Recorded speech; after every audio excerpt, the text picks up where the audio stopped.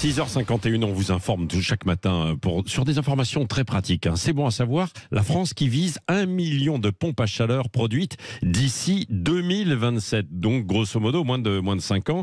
Et l'objectif aussi de former 30 000 installateurs. Est-ce que c'est possible dans le grand plan d'écologie à la française? Nous sommes avec Philippe Charlez, qui est expert en énergie à l'Institut Sapiens. Bonjour.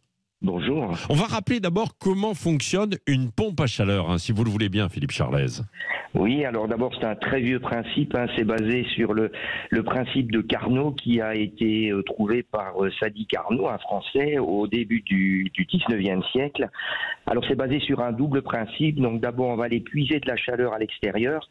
C'est d'ailleurs pour ça que c'est une première contrainte, c'est que la pompe à chaleur elle doit être placée à l'extérieur du bâtiment et de la maison. Et donc ça peut poser certaines contraintes en ville où il n'y a pas nécessairement d'espace extérieur pour mettre la pompe à chaleur.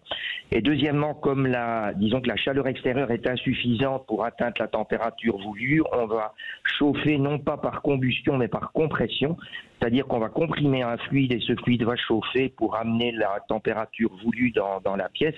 Alors c'est un fluide qu'on comprime, il chauffe pour s'en persuader, il n'y a aucun problème. Vous prenez une pompe à vélo, vous la bouchez, vous la comprimez, vous verrez qu'elle chauffe. Bon, voilà, alors c'est ça.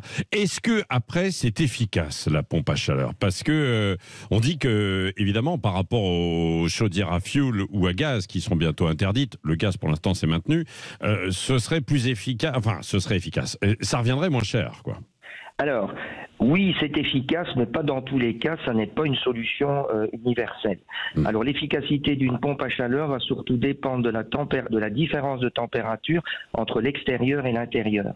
Et donc, il faut à la fois se placer à l'extérieur et à l'intérieur. Donc, pour faire simple, en hiver, ça va mieux marcher à Nice qu'à Lille, parce que généralement, il fait plus chaud à l'extérieur à Nice qu'à Lille. Et la deuxième chose, c'est qu'il faut se placer aussi à l'intérieur, c'est-à-dire qu'en sortie de pompe à chaleur, ça va marcher mieux et avoir de meilleurs rendements pour ce qu'on appelle des chauffages basse température, c'est-à-dire du chauffage au sol, volumétrique, où on sort de la pompe à chaleur à environ 38-39 degrés parce que vous avez le volume entier de la pièce qui est chauffé. Par contre, pour des radiateurs ponctuels, le rendement va relativement s'effondrer assez rapidement. Donc ça vous montre que c'est une bonne solution, mais qu'elle n'est pas universelle et qu'on ne peut pas l'appliquer partout. Bon, alors, vous voulez dire qu'au nord de la Loire, grosso modo, attention si vous installez une pompe à chaleur, quoi. Eh oui, c'est beaucoup. Ça va aller, l'efficacité va tout de suite tomber. Ouais. Alors on peut peut-être profiter du réchauffement climatique de ce côté-là, puisque les hivers étant de plus en plus cléments, une pompe à chaleur dans le temps, on va dire, va être plus efficace qu'elle ne pouvait être il y a peut-être quelques dizaines d'années quand les hivers étaient beaucoup plus rigoureux. Ouais. C'est d'ailleurs pour ça qu'on l'a pas beaucoup utilisé dans le passé. Et deuxièmement, il y a une question de prix, c'est que ça coûte beaucoup plus cher. Oui, une pompe à chaleur, ça coûte à peu près combien? 15-20 000, c'est ça, non? Oui, c'est ça. Il faut compter à peu près de l'ordre entre 100 et 120 euros au mètre carré.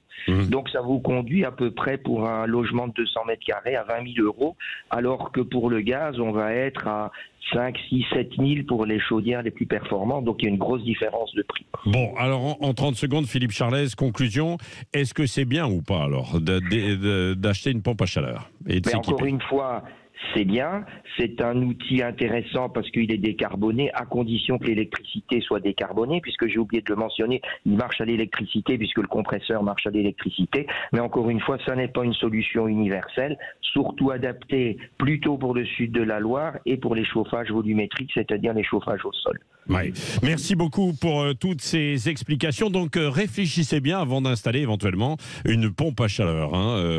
Emmanuel Macron vous conseille de le faire, mais c'est vrai, dans certains cas, ça peut être efficace, mais pas partout. Merci. Et ne vous laissez pas avoir par certains revendeurs qui peuvent vous la vendre alors qu'elle n'est pas adaptée. Ah non, bah alors ça c'est vrai. Regardez bien parce qu'il y en a qui ne sont pas d'ailleurs très efficaces. Non mais ça vous avez raison. Merci beaucoup Philippe Charlez. Parlons vrai, vous parlez vrai et on vous rappellera évidemment expert en énergie à l'Institut Sapiens.